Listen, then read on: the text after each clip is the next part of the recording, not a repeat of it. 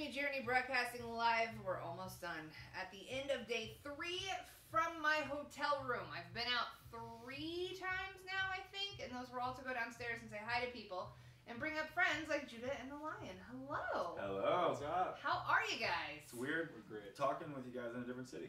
Yeah, it's weird, isn't it? Kind of nice. It's kind of weird to go somewhere far, far away from where you're normally used to seeing that person and then seeing that person, but doing the exact same things that you do everywhere else. Mm-hmm. I've had a few of those instances because pretty much the only live bands I've seen so far this week were Kansas City bands. I haven't seen any bands that weren't from my hometown. That's it. In Texas. Had to come all the way here to do that. I know. You're very loyal. Why would I do that? That doesn't make any sense, but oh well. I didn't get a chance to see you guys, but you're done. You're not playing any more shows, right? Yeah, we're done. back. We gotta This pack is our up last these show right shirts. here. This is it? Okay, so I do get to see you guys play a show. I'm going to claim that. I'm claiming that I saw Judah and the Lion at South by Southwest. I mean, That's technically you did. Does that work? That's not a lie. Okay, you're not going to like tell people that I'm lying if I do this? We've got video evidence. We do have video. It just might happen to be on my bed, which is kind of weird. So, it's been a little while since we've seen you guys, and clearly you've been busy, and you have been sneaky about your busyness because we found out Pep Talks was coming, but then no one would give us any information about what was happening. And the next thing I know, we have Over My Head, and it's fantastic, and now we get the new record. When? When is Pep Talks officially here? May 3rd. So you're going to make us wait a little bit longer. Cinco de Treso. Oh, I don't know if that's correct, but It's, I have no it's idea. Traced in my. Trace de Mayo. Mayo? I like Cinco de Treso. That's 5 of the 3rd. We're gonna Five leave of the that. third. What do you think about it? 5th month. True. Cinco There you de go. Treso. It makes sense. But we don't know what Treso means. We're gonna find out. Trace, but I'm just, Treso it's means- rhymes with Maya. If no one had corrected that, I would have been like, that's absolutely right. Makes sense. It's a good idea. My Spanish is not very great, but Brian's is better, so. Okay. Did we say something inappropriate? Do we need I to don't- bleep this on the other end? I mean, I think we're good. okay. As We long don't as know we're what good. Treso Sorry. means, but That's fine. That's totally fine. So you're gonna make us wait till May, which is fine, and you've given us a few little snippets and things to look forward to. What else can you tell us about Pep Talks? Well, this is probably the record that we're most proud of. I know that's kind of cliche to say, but we've got to spend so much more time on this record.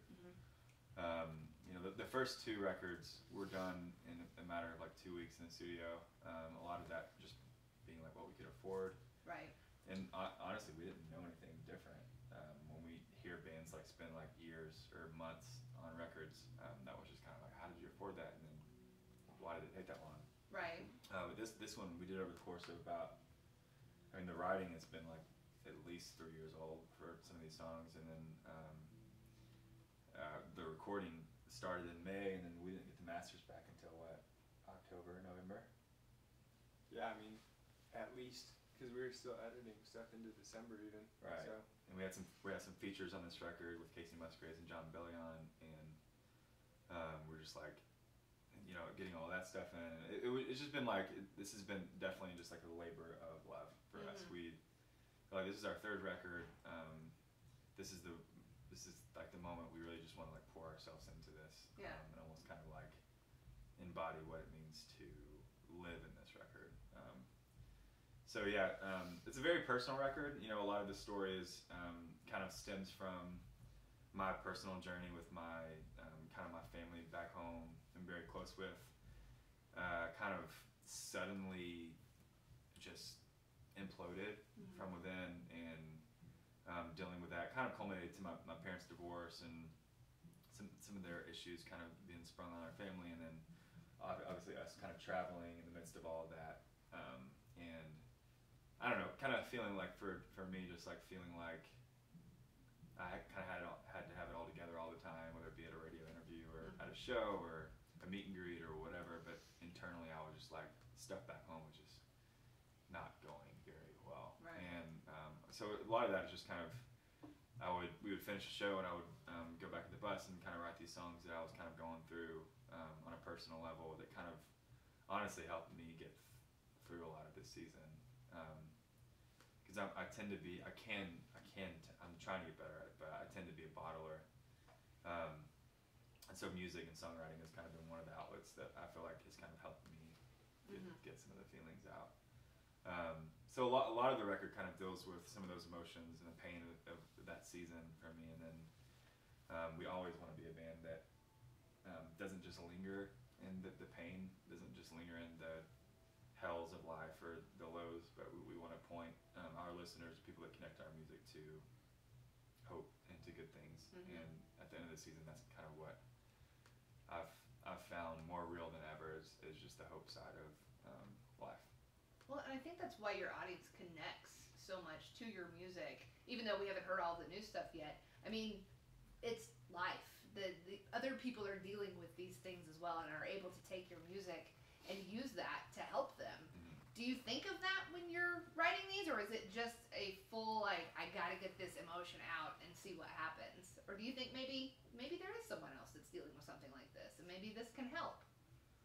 I mean, honestly, for me, it was the encouragement of these guys and friends around me that were my wife and even Brian's wife, and just kind of the community around me during this time that I guess knew the situation that I was kind of in, and I honestly would just like play some of these songs, and I didn't necessarily think that I would ever probably have the courage to release them, just because they are so personal. Yeah. And I'm not like, I don't know, like it. I think, of course, like you, as a songwriter, like that's your heartbeat. Is like you always want to write something that connects on almost like a spiritual level to like a stranger in Kansas City that's listening to this song. Like that's like the dream. It's like somehow so connected to the story of the songwriter that this is songwriting that I love. Just like, oh, that's my song.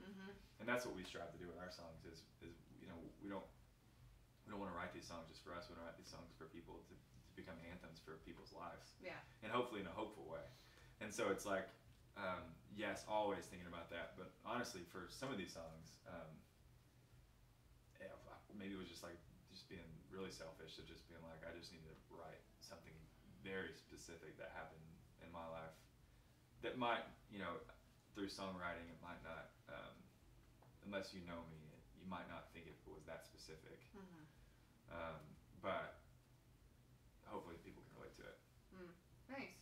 Well, we're excited to hear the new record. Like I said, you've been giving us little hints. I've been watching the social media things every once in a while that date would open up on the next post. I'm like, what are you guys going to do next? So excited to get the record. The other thing that I selfishly am very excited about is the fact that you are kicking off your U.S. tour in Kansas City. Every time I look it up and you're talking about your tour, you mention Kansas City. That was on purpose, right? You did that on purpose because you love us. We do love Kansas City. Well, Do you want to say something? I was just thinking about, I don't know if we would count it as like an official tour, but our first show outside of Tennessee was a house show. Really? At Overland Park. Huh? Whose house did you play in Overland Park? Good family friends of mine just opened up their yard to us and had probably 100 people come over. And That's awesome. And a chihuahua. Yeah. And a chihuahua. Well, back in 2012.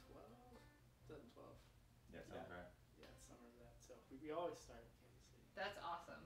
So we love it. We always think of you guys when Brew at the Zoo comes around. That was our first moment, you know, with Judah and the Lion, when you guys took that stage next to the polar bear. You know what I'm talking about. We were all like, what is this? This is awesome. And then from that moment on, I mean, it's just been insane. So I feel like that's a lot of people's reaction to us, even at Southwest. It's like, what is this? It's either this is really great or I don't get this. 99% of the time, it's really great. So just go ahead and take that and run with it. Wasn't that your first one at the zoo ever? You never been to a zoo before that? I think maybe before, like when I was like 2 or 3, like when I couldn't remember it, but yeah. Especially as like, you know, having memory of. It's a pretty epic zoo. That's a really great zoo. Yeah. Yeah, and you got to play with the polar bear. That right there, that puts that bar You got to pretty play. high. You heard it first, 96 Positive Bud. Judah and the Lion played with the polar bear. I mean, it was right there behind you. It was a member of the band at that We point. were in the ring. You were underwater. It was Yeah. perfect. So you guys are gonna play for us. What are you gonna do? Which song are we doing? I feel like we should play Over My Head. All right. Is that cool? Yeah, whatever you want. We'll do it. Student Light on the buzz. Yeah, so this is a song that kind of came in the middle of kind of the storm that I was kind of in mentally, and we had just finished a show, and I I remember correctly, it was an amazing show. But I couldn't sleep that night because I got a couple bad calls from like home stuff that was going on. And it's just like one of those moments that was so like,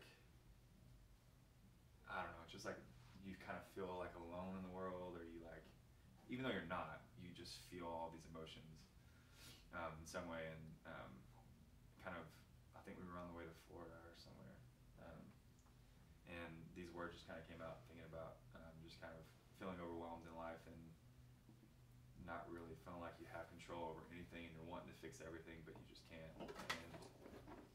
And Nate just spilled his beer. That's fine. like you're just in control of everything, but you're just not actually in control of anything. That is so Especially not the beer. You're good. Especially not the beer. It's not my room. I'm so sorry. No, you're fine. I It's don't only think my you room for like 12 more You hours. need to get it on You're the good. bed, so you're good. I didn't get on the bed. You got it on your knee. My knee. So, I'm so sorry. I interrupted you. oh, that's okay. It doesn't matter. The song is called Over My Head. Now on the buzz. Yep. Wow.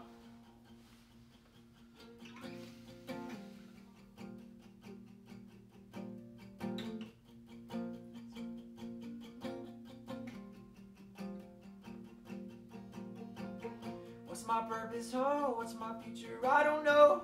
These are the questions I address before I go to sleep.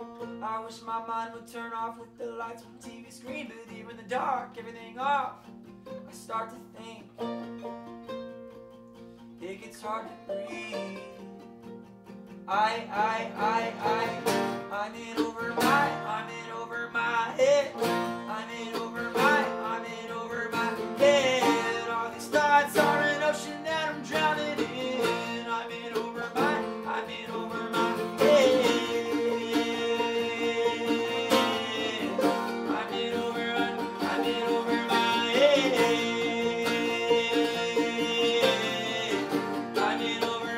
I'm in over my head. Second guessing, I'm trying to stretch this test is an empty lie. So what's the point if that's our purpose on earth by design? All the stressing got me confessing that I can't find me, so I hydrate, caffeinate, medicate, repeat. I hydrate, caffeinate, medicate, repeat. I'm in over my head. I'm in over my head. All the thoughts are an ocean that I'm drowning in. I'm in over my head. I'm in over my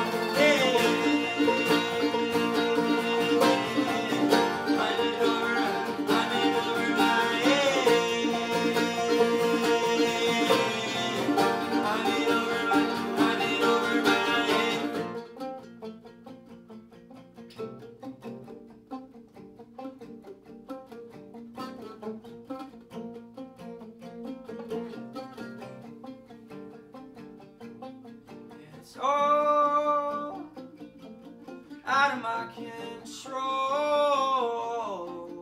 It's all out of my control. It's all out of my control. It's all out of my control. It's all out of my control. It's all out of my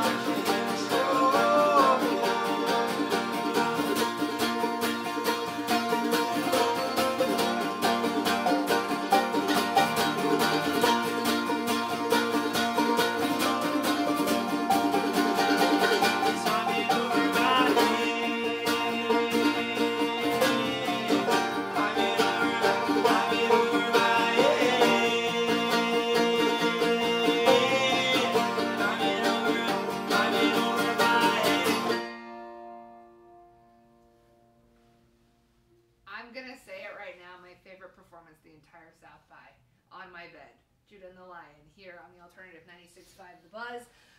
Again, Pep Talks comes out May 3rd, or as we like to call it, Cinco de Treso. Cinco de Treso. Yes, we've got that.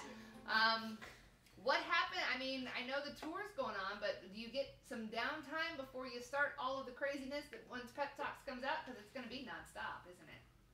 We hope hope so. Yeah. If things are going right. Yeah. The next couple months are a little busy, kind of getting the record ready for the record to come Mhm. out and talking about it a lot and meeting people and saying hello. But after it comes out, it slows down a bit until the tour in July. So Nice. looking forward to resting up but enjoying all the. I don't know. We've had kind of a big calm before the super exciting storm. This is Mhm. how I've been saying it. We're gonna get another calm before the Super extra exciting.